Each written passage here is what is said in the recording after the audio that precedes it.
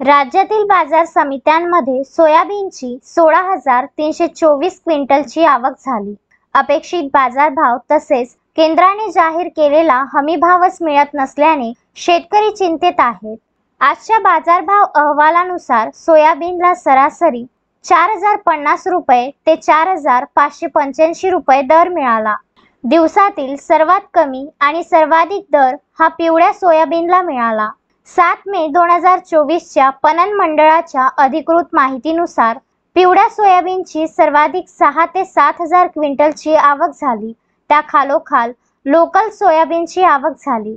सर्वसाधारण सोयाबीनला 4,295 रुपये ते 4,525 रुपये दर मिळाला, तर लोकल सोयाबीनला अमरावती बाजारात 4,511 रुपये, नागपूर बाजारात 4,400 रुपये, हिंगोली बाजारात 4,347 रुपये दर मिळाला.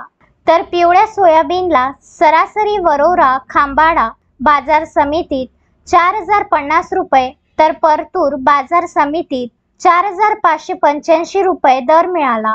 हाच आजच्या दिवसातील अनुक्रमे सर्वात कमी आणि सर्वाधिक दर मिळाला.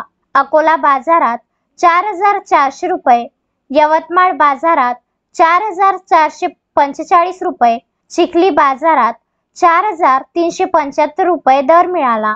दरम्यान सायंकाळी 4 वाजेपर्यंत एकाही बाजार समितीत सोयाबीनला हमीभाव मिळाला नाही. Vidarbha news bureau, Amravati.